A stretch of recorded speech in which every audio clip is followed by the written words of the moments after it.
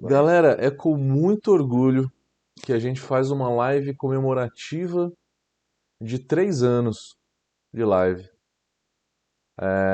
Aí a gente chamou uns parceiros, o maior parceiro que a gente tem hoje é a Exibril, tá? Eles fazem um equipamento bem bacana, inclusive eu tenho um.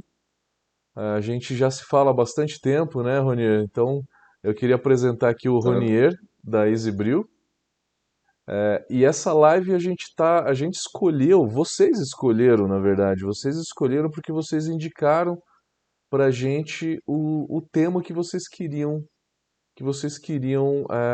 ouvir. É um tema que a gente escolheu um tema que a gente nunca tinha feito. Eu realmente fico falando ali de lúpulo, fico falando de mostura, fico falando, né, de todos os assuntos e acabo repetindo às vezes os assuntos, mas acaba faltando às vezes um assunto novo, né? Então, esse é o assunto que eu nunca tinha falado. A ideia dessa live é a gente falar sobre equipamentos de uma maneira bem ampla, tá?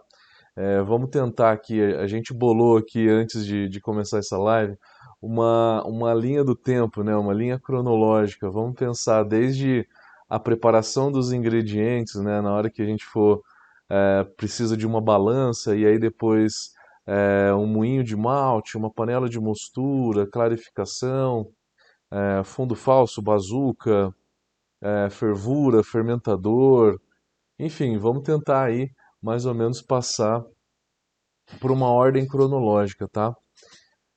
E é uma live, gente, que não dá para falar a fundo de todos os equipamentos que a gente tem. A gente sabe muito bem disso. Então, fiquem à vontade para ir fazendo perguntas. Eu tô com o chat aqui na mão, tá? Para que a gente vá respondendo essas perguntas conforme vocês forem fazendo.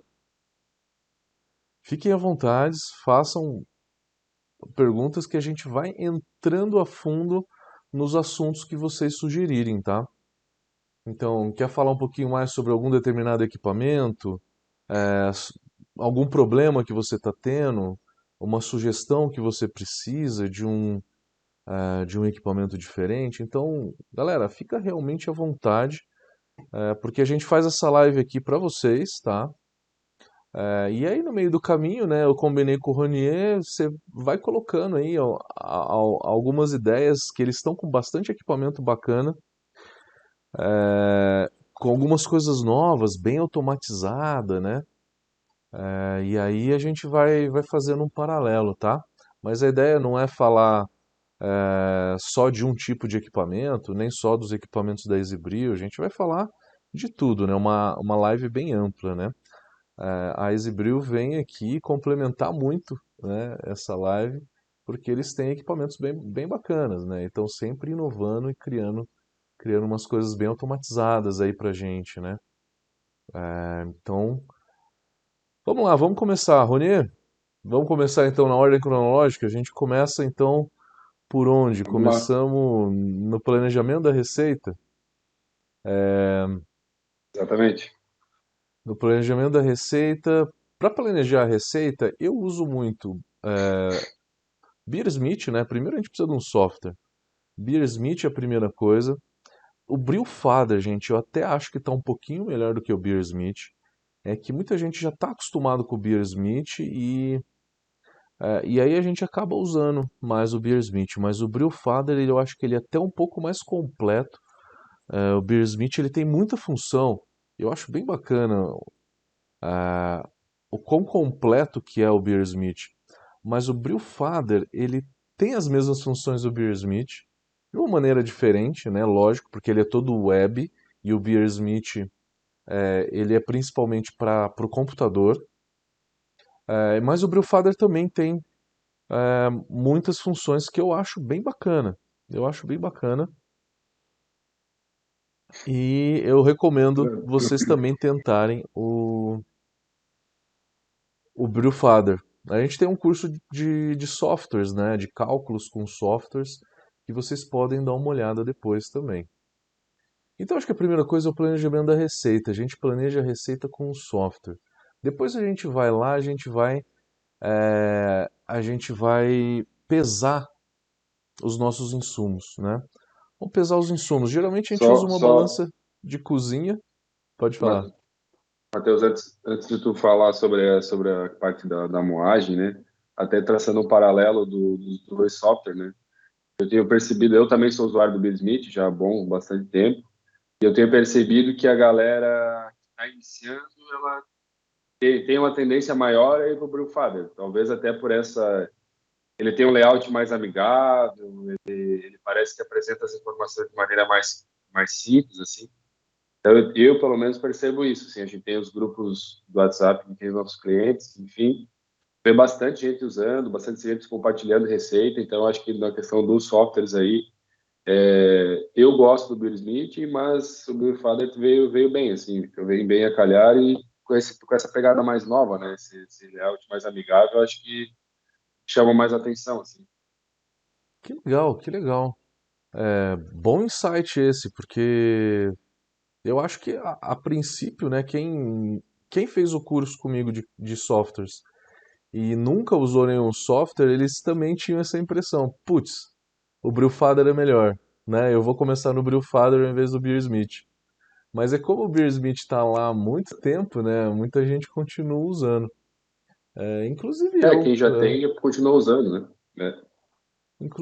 que salvo as receitinhas ali na pasta do computador, mas eu aos poucos eu estou usando cada vez mais o Brewfather. Eu me sinto um pouco mais tranquilo, né? E é mais fácil, né? E para quem trabalha em cervejaria, né? Você coloca uma receita mãe ali, né? Uma receita base, padrão, e aí você tem variações daquela receita. E a gente sabe que em cervejaria isso acontece muito, né? Então eu vou braçar essa cerveja agora.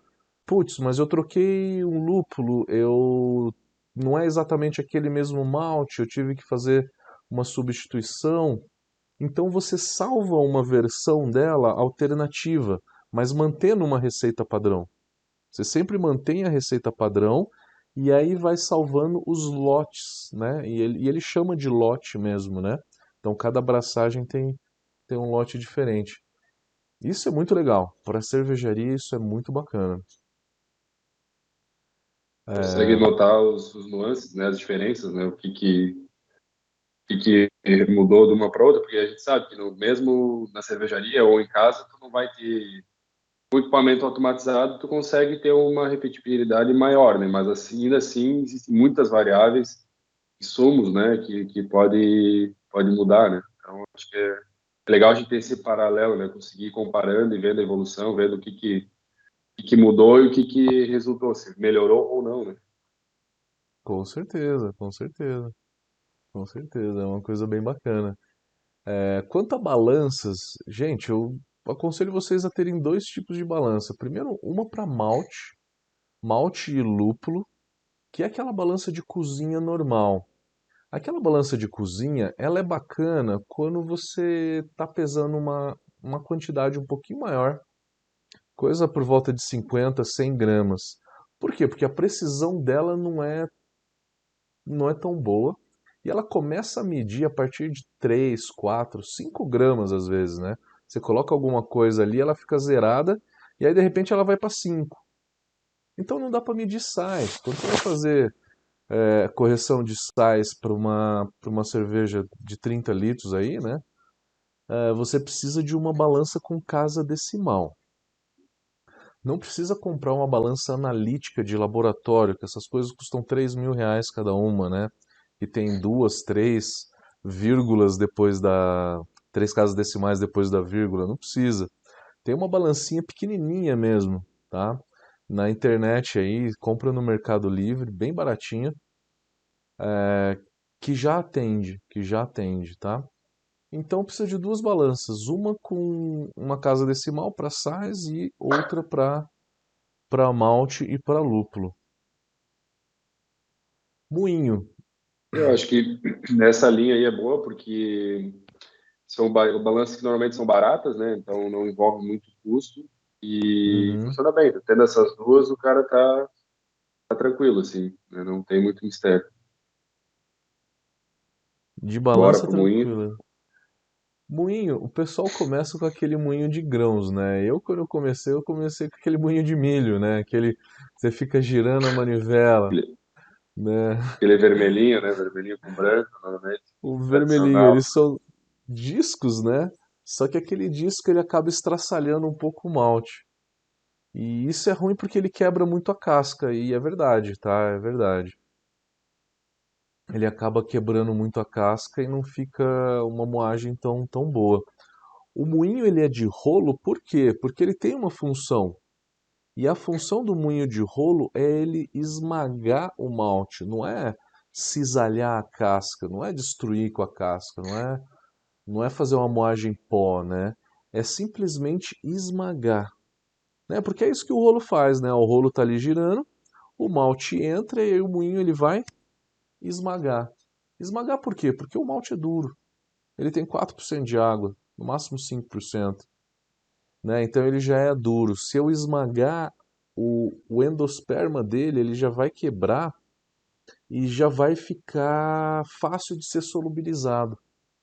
A ranhura dele, que é feita para fazer um pequeno corte na casca, é essa a função do moinho, então. É fazer um pequeno corte na casca e ele ser de rolo, ele acaba esmagando o malte, né? Que daí você quebra o endosperma. Então é por isso que o moinho de Não, rolo é melhor.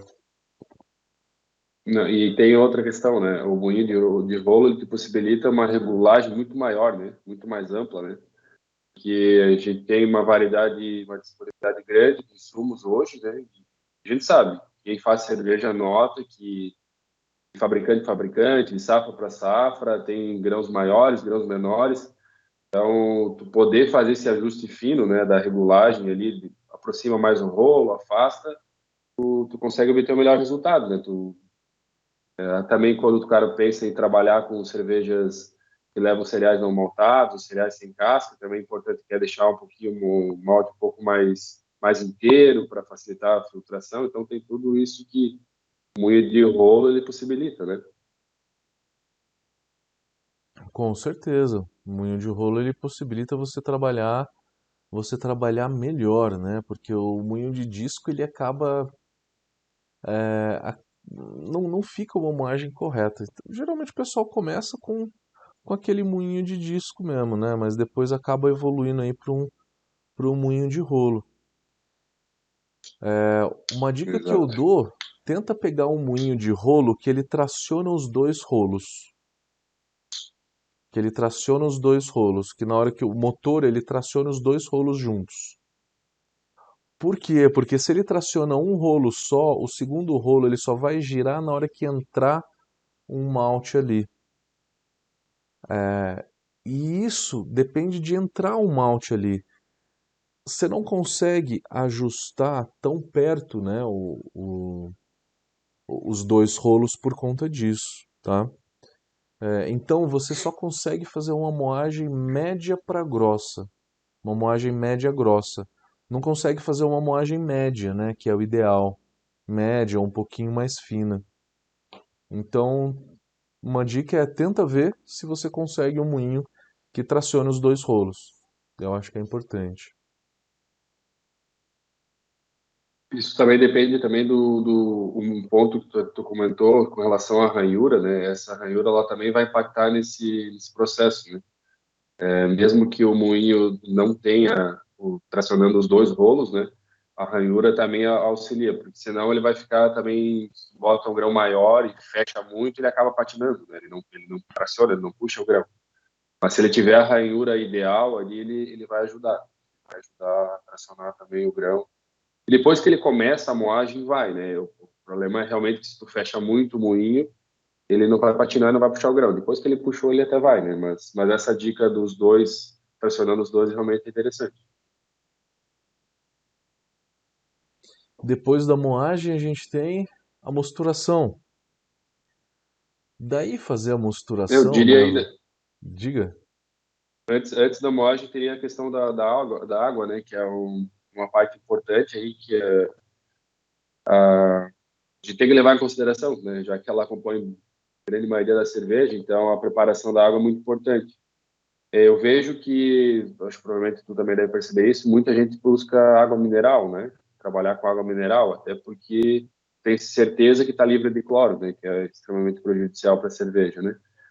É nessa linha que a gente entra, já entra um dos nossos equipamentos, que seria a questão da filtragem, né? Utilizar a água da Henk, que é uma água tratada, que é uma água que conhece, e fazer a filtragem dessa água, retirando, garantindo que retire 100% do cloro. E entrando um pouquinho na questão da automação, né? Basicamente, tu precisa, o comum que o pessoal monta é aquele conjunto de 3 filtros, né? O primeiro é de polipropileno para retirar as partículas mais grossas, né? E fazer aquela primeira limpeza na água. Depois, 2 em linha para retirar o 100% do cloro, né? 2 de carvão ativado. E nós da Exibril, com essa ideia da automação para facilitar a vida do cervejeiro, a gente sempre traz um algo a mais, né? Então, ele tem a parte da automação, que é o controle de volume. Então, vai setar o volume que tu quer. Eu quero trabalhar com 50 litros, por exemplo. Eu vou regular lá 50 litros, e ele vai abrir e fechar a água no momento exato. Isso evita transbordamento, enfim, né? E também agora a gente lançou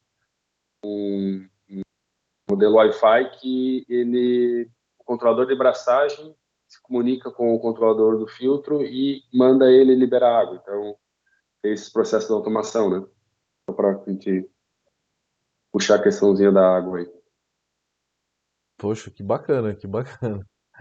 Eu nunca nem vi um equipamento desse funcionar. Tudo por Wi-Fi. Mas é importante, gente. Então, Exato. falando do kit de filtro, o que que a gente precisa? A gente precisa de, geralmente, um filtro de partícula, que não tem carvão ativado, é um filtro que tem uma porosidade aí de 10 micra, mais ou menos. E aí depois filtros de carvão ativado. O ideal é que a gente tenha pelo menos dois de carvão ativado, tá? Até três, que seria melhor. Por quê? Porque a gente sabe que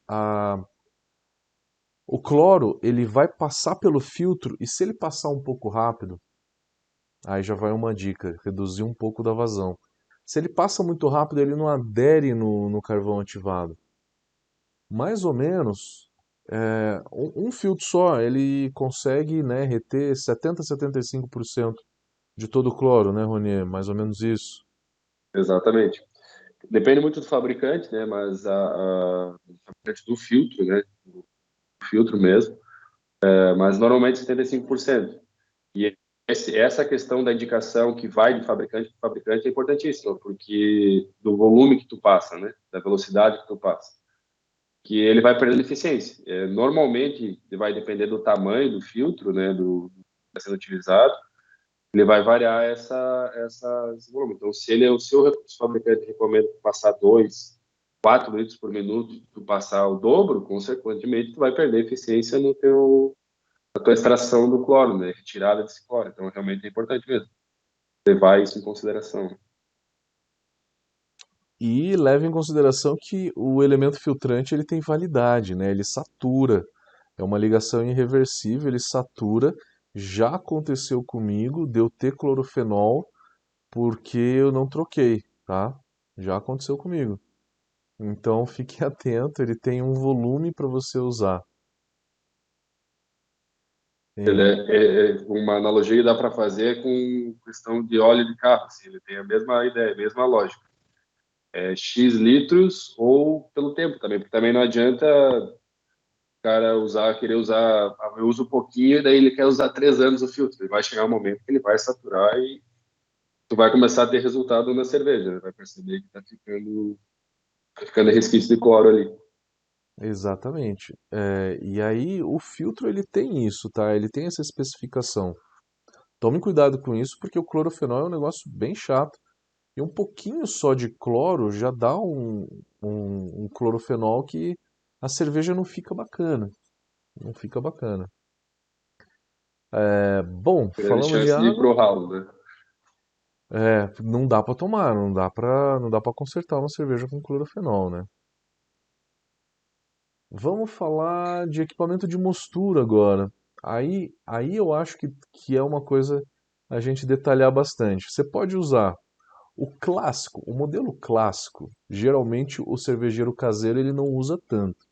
O clássico é a panela de mostura sem fundo falso, nem bazuca colocada ali, tá?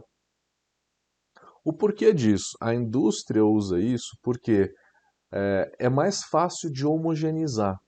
É mais fácil de homogeneizar porque as pás, elas ficam ligadas o tempo todo durante a mostura, mesmo com o fogo desligado, tá? Numa indústria.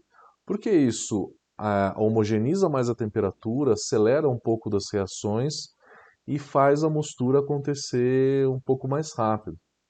Tempo é fundamental para uma cervejaria de grande porte.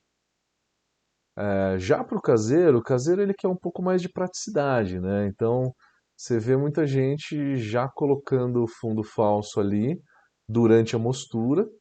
Uns mexem durante a mostura os grãos, outros deixam ali parado recirculando o tempo todo, porque daí na clarificação você não precisa transferir para uma outra panela. Então é uma facilidade.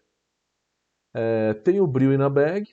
O brew in a bag é aquele que você tem os grãos no saco, então retirou do saco, você retirou os grãos. Só que o saco mesmo, eu estava até conversando com o Rony antes da live, a gente não tá vendo muito mais gente usando aquele saco mesmo, né? A galera tá usando a evolução do brew in a bag, que é um cesto de inox, ou que é até a própria single vessel, né? Porque você tem o cesto ali de grãos que ele fica dentro da single vessel. Então, uma evolução do Brew in a Bag acaba sendo um pouco a single vessel, né? E aí eu passo a bola pro Ronier falar um pouquinho da single vessel também. Exato. Não, até realmente, a gente estava conversando antes, a gente tem notado, assim, né, falamos com cervejeiros diariamente, assim, e a busca por Brunabag é muito pequena, assim, tu vê algum cervejeiro, por mais que ele já faça cerveja, ou que realmente ele está iniciando, ele pedir por um equipamento que utilize um saco de voal para isso é bem difícil, assim, né? Mas ele é uma opção boa para quem está começando, para quem quer testar, e funciona como qualquer outro equipamento, né? Só que, assim, quando tu apresenta essa possibilidade de a pessoa utilizar um cesto que faz a mesma função do saco, né? Porém, ele traz algumas praticidades, né? Porque normalmente ele é rígido, então fica mais fácil de manusear e tal. O bag, na hora de tu fazer a retirada do grão, ele ele acaba escorrendo e tal. Não que o cesto resolva todo esse problema, mas ele já facilita, ele já deixa mais fácil o processo. E também, normalmente, o cesto, ele, pelo menos no caso dos nossos equipamentos, né, existem vários equipamentos com cesto no mercado, mas os nossos, que são single vessel, o cesto ele aumenta a capacidade de processamento de grão. Isso é importante para a galera que está começando, para quem já faz cerveja, sempre que for analisar algum equipamento, levar isso em consideração, porque uma coisa é o volume do tanque, o volume que ele pode produzir, e a outra coisa é quanto que ele processa de malte, porque se eu tiver um tanque de 50 litros e utilizar 8 quilos de malte, tiver o mesmo tanque com 10 quilos, já vou ter uma diferença no range de cervejas que eu vou poder fazer, né?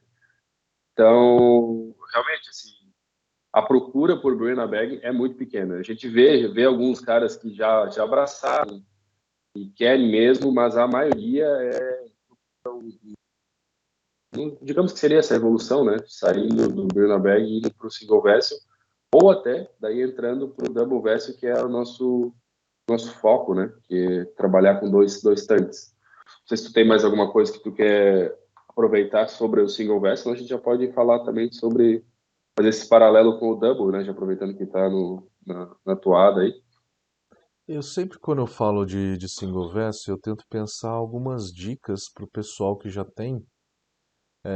E uma que eu falo é mexa os grãos no começo da mostura, no começo da beta-amilase. Quando você estiver começando a fazer a beta-amilase, dá uma mexida nos grãos para quebrar os caminhos preferenciais e aumentar um pouco o rendimento.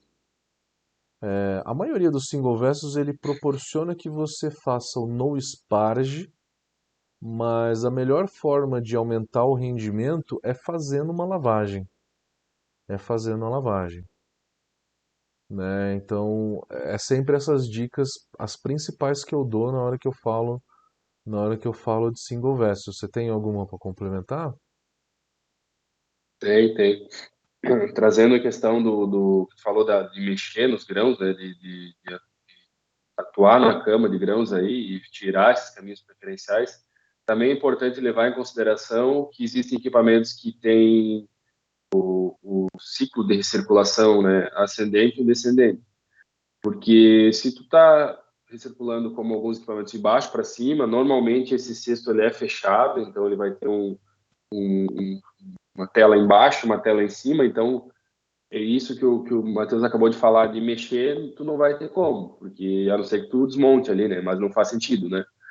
Já quando o fluxo de água de recirculação é de cima para baixo, né? Caso tu faça a recirculação, aí tu consegue realmente interagir com a cama de grãos e reduzir esses caminhos preferenciais, né? Cada interferência que tu fizer. Então também é importante levar sempre em consideração esses detalhezinhos que lá no final vai contar, né? E também a questão da lavagem, né? Então, se tu puder fazer lá, tá pensando em você quer melhorar o rendimento do teu equipamento, independente de qual equipamento seja, sempre tu fazendo lavagem, tu trabalhando bem a moagem, e fazendo uma lavagem, tu vai conseguir ter uma eficiência maior no teu processo e, consequentemente, vai levar mais cerveja para o fermentador, né? Mais mosto para o fermentador. Legal, pode continuar que você falou. Tá. Só para trazer então, galera, aqui para a questão do double vessel, né? Seguindo a linha que o Bruna Bag para o single vessel seria uma evolução, né? Digamos que ambos são single vessel, né? Tanto o Bruna Bag porque ele é um tanque só, né? Só que a diferença básica é o cesto de voal comparado com o cesto de grãos, né? O cesto de inox, que normalmente o single vessel que a gente está vendo mais comumente aí tem. O double vessel que a gente traz ele segue o mesmo princípio, porém, diferentemente do single vessel que tu trabalha com um tanque dentro do outro, então os volumes se complementam, né? Eles um briga com o outro, né? Tu precisa descontar a quantidade de grão que tu tá colocando. O double vessel a gente trabalha com dois tanques, então vai ter um tanque embaixo, um tanque em cima, e os volumes se somam.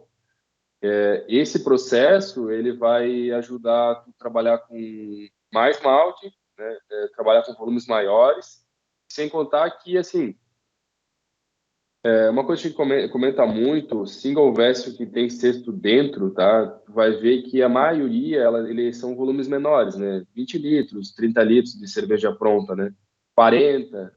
Quando tu for falar em volumes maiores que esse de produção, tu trabalhar com cesto, já começa a ficar difícil, porque tu vai ter que içar esse cesto, vai necessitar de uma talha, algum guincho para levantar ele, né? Até o nosso equipamento tem guincho já propício para isso, né?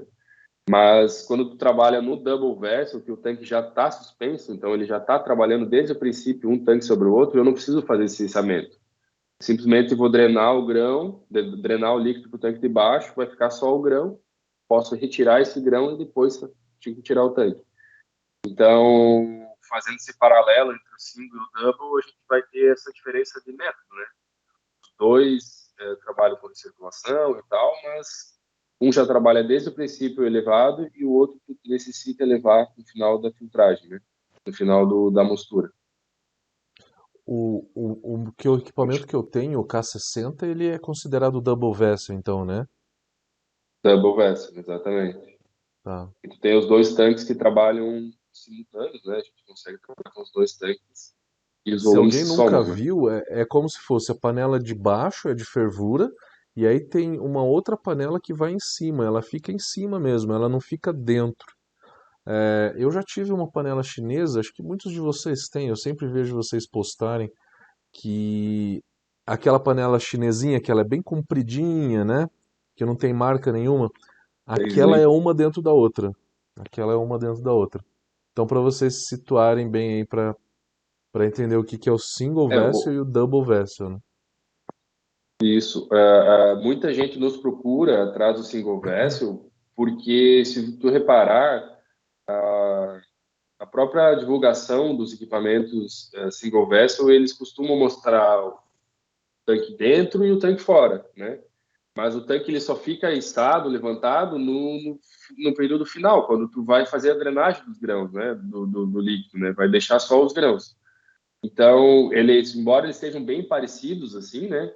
Ele tem essa diferença de usabilidade, né? O Double, ele já está desde o princípio ali, então tu não precisa içar esse tanque. Mas a ideia é bem semelhante, assim, só essa diferença de não precisar içar o tanque e ele já está pronto ali.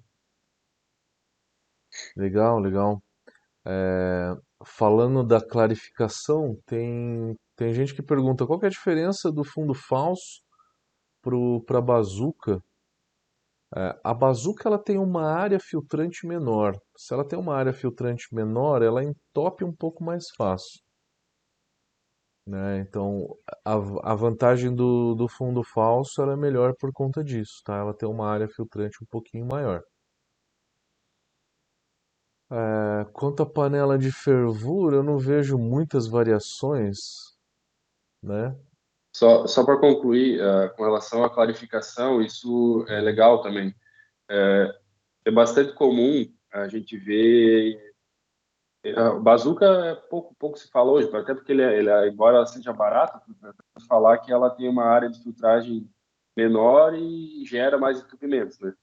Mas o pessoal confunde muito, achando que o que faz a filtragem da cerveja, né, de clarificação, né, tem uma clarificação melhor, é o fundo falso ou é a bazuca, né? Na verdade, ela tem a função principal de reter os grãos ali para não passar para baixo, enfim, né? Quando tu estiver fazendo a recirculação. Mas o que realmente faz a filtragem é os grãos, né? Por isso que preservar a palha vai auxiliar nisso. Mas assim, ainda trazendo o paralelo da single e double, né? Quando tu fizer toda a filtragem, tu tiver que mexer nessa cama de grãos, tiver que içar, tu vai acabar bagunçando um pouco a tua clarificação, né? Então, esse também é um ponto importante. Se tu clarificar o tempo todo, tu recircular o tempo todo, a tendência de tu ter uma clarificação melhor é maior. Também o teu processo fica mais rápido quando tu tem recirculação contínua, né? Porque se tu fizer uma mistura de 1 hora, 1 hora e meia, isso até panela normal. Se o cara estiver fazendo uma cerveja no fogareiro, desde que tenha recirculação contínua, né? A tendência é que a tua qualificação seja melhor e o tempo vai ser menor, porque tu terminou a tua mostura, fez mash out, já está pronto, já está clarificado a cerveja, né? Não é aquele processo que o cara termina, mash out e aí vai fazer clarificação, né? Tu já fez durante 1 hora, 1 hora e meia, dependendo do tempo da tua mostura, tu já está recirculando, já está clarificando esse mosto, né? Com certeza, com certeza. Já acelera um pouco, né? O single verse é Ganha tempo, né? uma forma bem mais, né, prática de se fazer, com certeza. É lógico que o single verso ele pede uma panela à parte, né? Eu esquento a minha água, eu tenho uma resistência, aquele que todo mundo chama de rabo quente, eu coloco num balde de 30 litros, e deixo esquentando a água de lavagem lá. Muita gente pergunta, mas e se eu não esquentar a água de lavagem? A água fria vai entupir mais. Então, se você está usando a capacidade máxima de grãos da tua panela, pode ser que entupa um pouco. Se você usar uma água quente, você vai ter uma fluidez um pouquinho maior na hora da lavagem. Então, é uma coisa para se Tu acha que pensar. isso também não impacta na questão da extração, dos açúcares que estão retidos no grão, de tu usar água fria ou quente? Tu acha que dá alguma variação? Tu chegou a fazer algum teste com relação a isso? Cara, teoricamente sim. Teoricamente sim. Eu nunca consegui comparar uma com a outra. Uma fazendo com água quente e uma com É água difícil. fria. Eu nunca comparei, mas eu acho que tem uma extração sim. Por quê? Porque a temperatura mais alta, ela solta um pouco mais a matéria orgânica. E é o açúcar daí que está grudado na casca. Então, na minha visão, ele vai soltar um pouco mais. Ele vai acabar soltando um E pouco tem a questão, mais. exato. E tem a questão também que vai perder temperatura, né? Tu colocar uma água fria, tu vai perder temperatura, tu vai demorar mais tempo para atingir a fervura, né? Então também tem esse ponto, né? Tu Perfeito. vai demorar mais tempo no teu processo. Uhum. Mas nada indica que não dê para fazer, né? Nada. Depois acho que é resfriamento. Resfriamento que aí acho que vem uma gama de variações aí, né? Todo mundo começa com aquele chiller de imersão. O chiller de imersão ele é o mais barato, é o mais prático, só que ele demora muito tempo para resfriar, porque a área de contato é pequena. E aí o caseiro ele sempre fica na dúvida, coloco que hora o chiller de imersão? Eu faço o Ripple primeiro, depois eu coloco ele antes, depois. Se você colocar antes do Ripple, você atrapalha a formação do trube, né? Se você colocar, eu aconselho colocar um pouquinho depois. Fez o Ripple, aí vem o descanso, né? Eu faço o Ripple 5 minutos rodando, uns 15 parado. Roda e aí dá um tempinho e depois coloca ele. A panela vai estar numa temperatura muito alta. Então, você não precisa passar álcool no chiller, não precisa fazer nada do tipo, tá? Você deixando ele ali, simplesmente a temperatura vai sanitizar ele. Agora tem muita gente que faz um Ripple caindo um pouco a temperatura, né? Faz ali um steep Ripple, né? Que todo mundo chama, né? Que é um pré-resfriamento do Ripple para depois adicionar o lúpulo de Ripple. É uma técnica que dá um pouco mais de aroma. E na hora que você faz o pré-resfriamento, você você pode colocar também, se for uns 80 graus, não tem problema. A pasteurização da cerveja, só para vocês terem uma ideia, tá? Do quão potente que é a temperatura. A pasteurização flash, que é aquela que a gente pasteuriza só o líquido, isso daí acontece em cervejaria só na Europa. A pasteurização flash ela acontece a 71, 72 graus por 20 segundos, tá? Em 20 segundos a 71 graus você já pasteuriza uma cerveja. Então imagina o chiller, você colocar o chiller ali a 70 graus também, ele vai sanitizar, tá? Ele vai matar os contaminantes. Então não tenha medo disso, tá? Você tem que ter medo das Isso é contaminações dentro do interessante. fermentador. Isso é interessante porque a galera tem muito medo, né? Como a gente vê situações de descuido mesmo, também tem muita paranoia, né? Que vai contaminar e tal. Eu acho que para a pessoa, claro que tu tá falando entrar no fermentador, acho que a gente entra numa zona de risco mesmo, porque normalmente aí o moço já está bem resfriado, né? Então aí é o ambiente propício, né? Uma quantidade grande de açúcar e tal, então para ter uma contaminação. Mas antes disso, né? Eu acho que tem que fazer muita coisa errada para conseguir contaminar o moço, né? Tem que errar bastante. Assim. Tem. E essas dicas que tu deu da questão do chiller de imersão, né? Realmente, ele é uma opção barata, ele funciona bem em até determinados volumes, né? Quando a gente começa a trabalhar com volumes de cerveja maior, de mosto maior, a gente começa a ter dificuldades, vai gastar mais água, justamente pelo que tu falou, né? A área de troca de calor dele é reduzida, né? Mas ele funciona, ele funciona. Ele tem algumas, tu tem que aprender a usar ele, né? Saber o momento de colocar. Tu coloca antes não consegue fazer o ripple, se tu colocar ele depois pode ser que ele bagunce um pouquinho, então, mas ele funciona tranquilamente. Dessa Vamos forma, eu acho que pro funciona chillerzinho? bacana. Deixa eu falar um pouquinho do chiller de placas, que eu acho que ele é um pouquinho complicado. Exato. É o seguinte, então o chiller de imersão, a desvantagem dele é que na hora que chega em 40 graus, ele demora muito para baixar. Às vezes você vai ter que pegar esse mosto a 40 graus, colocar dentro da geladeira, e dosar a levedura no dia seguinte, tá? Por conta da temperatura da água da torneira. Vocês não têm a temperatura da água fria que nem tem aqui em Campos do Jordão, né? Tem muita gente que mora em lugar quente, que a temperatura da água da torneira é 25, 30 graus, pelo menos, né? Então você não consegue resfriar tanto com o chiller de imersão. Ah, mas o chiller de placas, então, ele é uma bela de uma solução. É, ele é muito eficaz. O grande cuidado com o chiller é o seguinte: o tipo do chiller que a gente compra, eu tenho um desses, tá?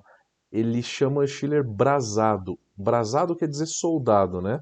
São várias placas soldadas uma na outra. A placa é de inox, mas a solda que aqueles caras usam geralmente é uma solda com base em latão ou né, outro mineral. Daí você não pode usar uma soda para limpar esse chiller. Você vai ter que passar só água quente. Então, todo final de braçagem passa uma água quente ali, tá? Se possível fervendo no chiller para soltar tudo aquilo lá e lavar ele.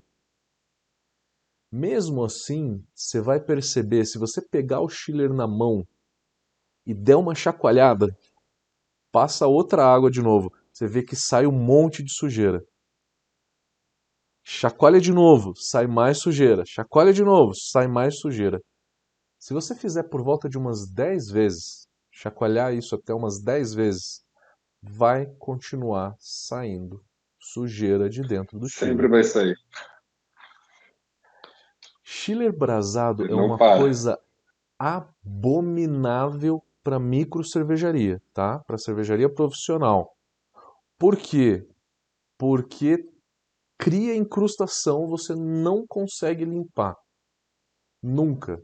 Chiller brasado tem vida útil. Vai ter um momento que você vai ter que jogar ele fora.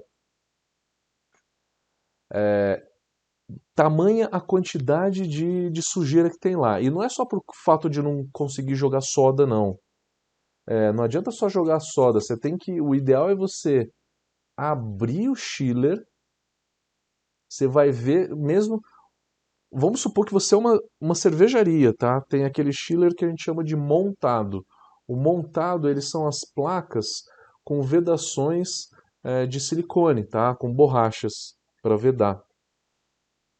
Você passa soda ali direto, passa alcalino clorado, que é específico para tirar biofilme, faz uma limpeza boa. Mesmo assim, você ainda precisa abrir o chiller. É por isso que o chiller de cervejaria ele é montado para você abrir. Na hora que você abrir, você vai cair para trás primeiro, tá? Você vai cair para trás, você vai falar: Meu Deus, soda não limpa nada, esse chiller é uma merda, eu vou reclamar com o fabricante. Ele vai estar inteiro amarelado e cheio de pedaço de lúpulo e malte pelas placas. Então, o chiller ele foi feito para ser lavado, tá?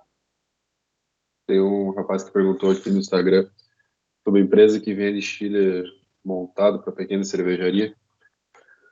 A gente utiliza os chillers da Bermo, né? Não sei se tu tem alguma marca que tu conheça ali da São Paulo. Fala de novo o nome? A Bermo, que é aqui de Blumenau. Sei que eles têm também chiller montado, também tem chiller grande. Hum,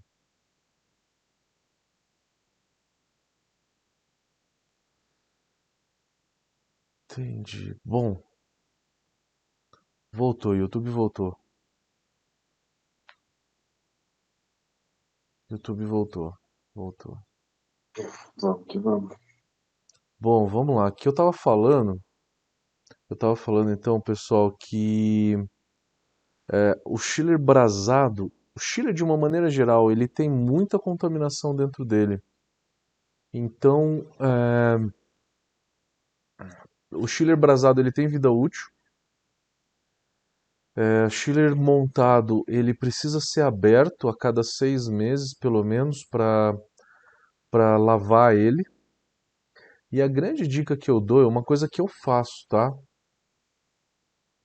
Final da fervura, eu passo o mosto fervendo por dentro do chiller.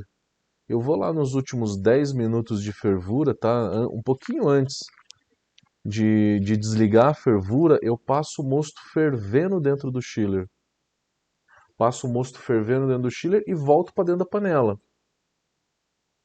Com isso, eu consigo esquentar o chiller e aí dá esse choque térmico no chiller para sanitizar ele. Então, é uma coisa que eu faço, eu acho que é uma forma a mais de prevenir, tá? E fica a dica aí, passar um mosto fervendo dentro do chiller para sanitizar ele também. Eu acho que é uma coisa Uh, bacana. só para desculpa, só para complementar a questão do chile brasado, né, que é o que nós indicamos, assim, em termos de, por ele ser compacto, né, a gente indica para os clientes, até pensando na questão de home brewer, né, que o cara faz cerveja em casa, a tendência na média do cervejeiro caseiro é fazer pelo menos uma por mês. Então, realmente o chile ele vai chegar a um ponto que ele vai saturar, né, a gente vai ter que fazer a troca dele. Não se compara, né, a questão da cervejaria, que o cara vai abraçar talvez todo dia, né, então realmente necessita, né, ele vai estragar rápido, né. Mas uma dica também que é semelhante com o que tu falou, e a gente costuma fazer na empresa, pelo menos, e indica aos clientes, enfim, que utilizam o chileiro brasado, primeiro é que quando terminar o uso dele, né, já terminou de resfriar a cerveja, o moço já está lá no fermentador, já passar uma água no sentido oposto, né, no fluxo contrário, assim. Então, se tiver uma possibilidade de uma pressão, água com pressão melhor ainda, porque daí ele ainda está quente e tal, tu vai passar aquela água, ele não vai deixar grudar, ele não vai dar tempo de grudar, pelo menos uma parte disso. E volta e meia, quando a gente tá fazendo teste com algum equipamento tal, que ferve uma água, esquenta alguma água, também passa essa água fervida, no sentido contrário, ele vai diminuindo a sujeira, né? Mas sempre vai ter. Assim, a gente já usa há bastante tempo chiller de placas, e que nem tu falou, se tu limpar ele 10 vezes em sequências, 10 vezes vai sair alguma coisinha, mas quanto maior cuidado que o cara tiver com relação ao chiller, menos chance de ter alguma surpresa de contaminação, né? Principalmente no brasado aí. Com certeza. Então, eu acho que o resfriamento tem esses poréns, né? A gente acabou falando um pouquinho mais. Bom, vamos lá, vamos falar de fermentador. E aí eu passo a bola para o Ronier, que tem uns fermentadores bem bacanas aí, com bastante função, Wi-Fi, putz, programas rampas de temperatura e tal. Caramba, Ronier, explica isso daí pra Vamos, gente. Qualquer dia eu vou querer um desse daí. vamos que vamos. Então, a gente tá lançando oficialmente agora, né? A gente sempre faz os primeiros lotes quando a gente desenvolve um produto novo. A gente costuma ofertar primeiramente para quem já é cliente, né? Até para privilegiar quem já nos confiou, né? Trabalha conosco. Então a gente já fez primeiro lote para quem já era cliente e agora a gente tá trabalhando no lançamento oficial do fermentador auto-refrigerado e pressurizável, né? Basicamente assim, hoje eu diria que a gente tem visto que é o sonho do cervejeiro caseiro, né? Quem que não quer ter um fermentador todo de inox, com dupla parede, que seja refrigerado e também possa fazer fermentações pressurizadas. A gente já fez uma live, né, há algum tempo, falando sobre isso e os benefícios de fazer uma fermentação desde o princípio pressurizada. Acho que depois o Matheus vai dar umas pinceladas sobre isso. Mas trazendo para a linha do fermentador auto-refrigerado e pressurizável, que já existe no mercado, né, a gente trouxe uma inovação, que é um dos nossos pilares, né, sempre tentar trazer algo novo para a galera. E diferentemente dos fermentadores que tem isso controlador, pode ser diversas marcas, né, mas que seta a temperatura, então cada vez que tu for fazer uma mudança de temperatura, seja subir ou descer, tu vai ter que ir lá alterar. A gente desenvolveu dentro do nosso escopo do controlador Wi-Fi, segue desde o filtro que a gente falou lá atrás, o controlador de braçagem que também tem conexão Wi-Fi, e agora de fermentação também. Pensamos no perfil de braçagem, né? Quando a gente vai fazer uma braçagem, a gente determina tempos e temperaturas. A gente levou isso para o fermentador e a gente determina dias, digamos assim, não deixa de ser tempo, né? Mas dias e temperaturas. Então, eu programo toda a minha abraçagem, todo o meu perfil de fermentação no controlador, né? Então, eu possibilito que eu parta de 18 graus, determine que vai ficar 2 dias a 18 graus. A partir do terceiro dia, eu quero que essa temperatura suba gradativamente para 22, então leve mais 2 dias para atingir, ou 3 dias, né? Enfim, eu posso determinar a 22.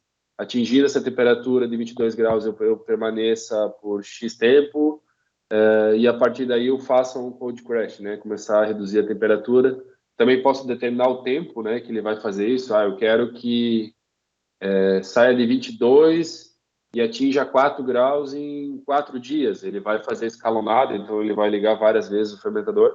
Qual que é a vantagem disso, né? É aquele controle mais automatizado do perfil da fermentação, né? É óbvio que é interessante que se faça. A gente faz cerveja, a gente começa a perceber que tu controlar a fermentação e medir a densidade e tomar as decisões, né? Se eu subo, se eu baixo a temperatura, acho que é importante, mas tu já pode deixar essa receita pré-definida e vai fazendo os ajustes, né? No meio do caminho tu pode, eu quero, já está numa densidade legal, já está numa atenuação legal e eu já quero começar a subir temperatura para fazer o descanso de acetil, aproveitar a atividade da minha levedura ali, né? Caso não tenha a opção de aquecimento, mas a gente disponibiliza também o módulo de aquecimento para aquecer o mosto, né? Ajudar a aquecer e subir temperatura. Então, eu consigo interferir ali no meio da minha fermentação e mudar a temperatura, né? Então, tem essas interações.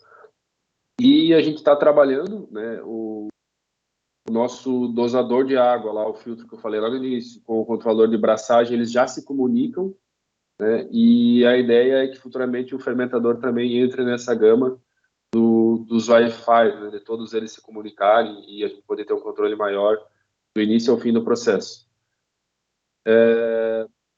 Com relação à questão do fermentador, né, a gente tem desde da questão da bomboninha, cara, que começa fazendo lotes menores, trabalhando em bomboninha, mas vai fazendo vai aumentando a sua evolução, né, vai o fermentador pressurizável, que a gente também está para lançar em breve, e aí vai trabalhar dentro de uma geladeira, né, mas vai poder fazer fermentações pressurizadas, e o auto-refrigerado, que tem um layout, uma pegada estética, já pode servir a cerveja ali, né? Então, quando terminou a fermentação, baixou, fez cold crash, terminou tudo, a cerveja está pronta, fez os dry hops que tinha, a cerveja está pronta, tu coloca ele na temperatura de serviço, tem uma saída na frente, tu vai colocar uma torneirinha ali e vai servindo, né? Então, pode colocar um intap para fazer já o invase por conta pressão por garrafa. A gente possibilita ainda a questão da garrafa de coleta de lama para fazer reserva de levedura, de utilizar a levedura na próxima leva, enfim, automatiza bastante o processo e, consequentemente, vai melhorar o teu resultado final da cerveja, né? É mais ou menos isso tudo. Já tem o Antônio que está ali, então ele já tem um dos nossos clientes que tem o nosso fermentador. Legal que a gente falou da fermentação pressurizada. A gente fez uma live. Depois dá uma olhada lá no YouTube, procura por fermentação pressurizada, que eu falo bem no detalhe sobre a fermentação pressurizada, mas de uma maneira geral, a pressão ela reduz a esterificação da levedura.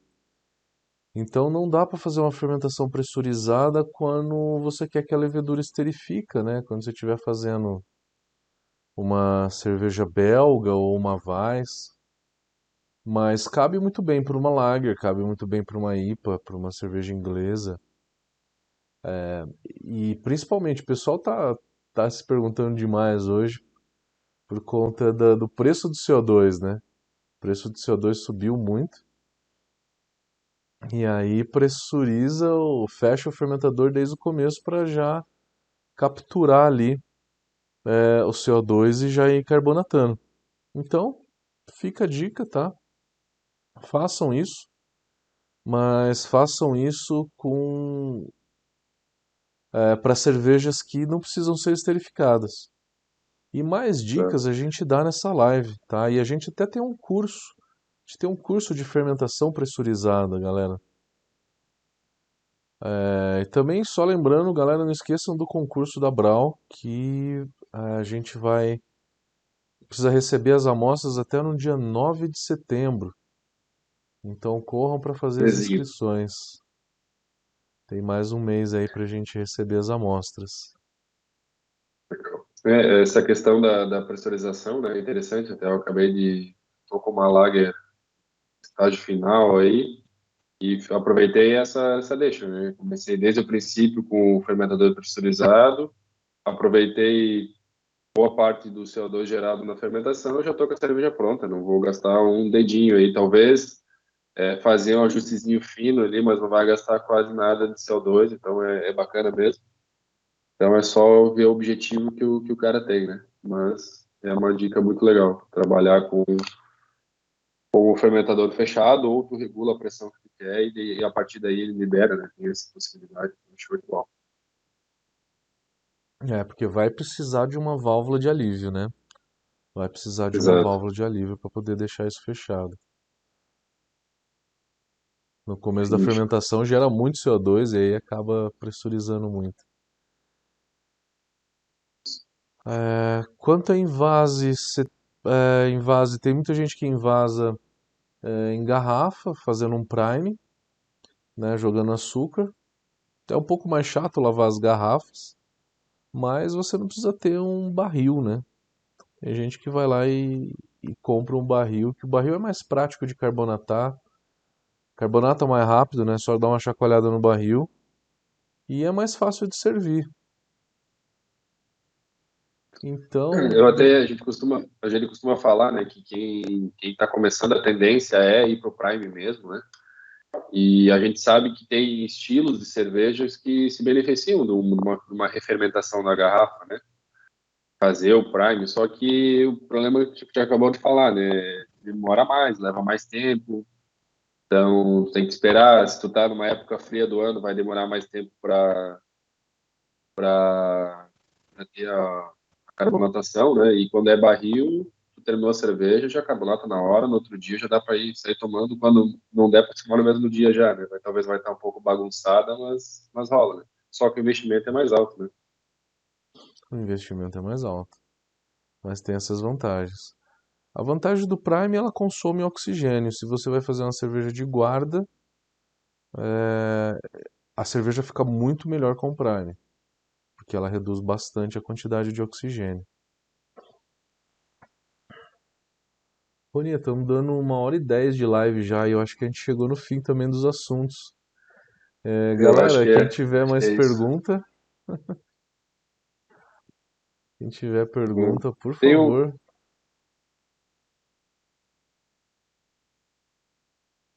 encerrar. Agradeço a participação de todos aí, agradeço em nome da Exibril pelo convite, Matheus. A gente está sempre junto aí, nossa parceria já é de longa data. Queria te parabenizar pelos 3 anos de live. A gente sabe que a gente também faz live, faz uma por mês e já vê o trabalho que demanda, né, de gerar conteúdo. Mas está gerando conteúdo aí semanalmente, realmente durante 3 anos ainda é algo de se tirar o chapéu. Então, parabéns mesmo. E, cara, te agradeço pela convite e tamo junto. A hora que precisar, estamos aí. E a galera também que participou, se tiver alguma dúvida, pode chamar nas nossas redes aí, a gente vai conversando. Beleza, Matheus? Maravilha, maravilha. Agradeço demais aí a participação de vocês. Obrigado pelo convite, né? E tamo junto, tamo junto, tamo junto. E vamos bolar mais alguma coisa, né? Vamos Galera, que vamos. valeu por Vamos que 3 anos aí. Valeu por 3 anos. Foram 3 anos aí de bastante conteúdo. Vamos cada vez tentando inovar, não vamos parar nunca. Que é bem legal fazer essas lives, viu, galera? Um forte abraço a vocês. Vou desligando por aqui então. Obrigado, Ronier. Valeu, galera toda da Exibril. valeu, Obrigado, Leandro. valeu. Valeu, Fabrício. Valeu todo Obrigadão. mundo. Um forte abraço aí, galera. Tamo Até junto. mais. Valeu. Abraço, boa noite. Tchau, tchau.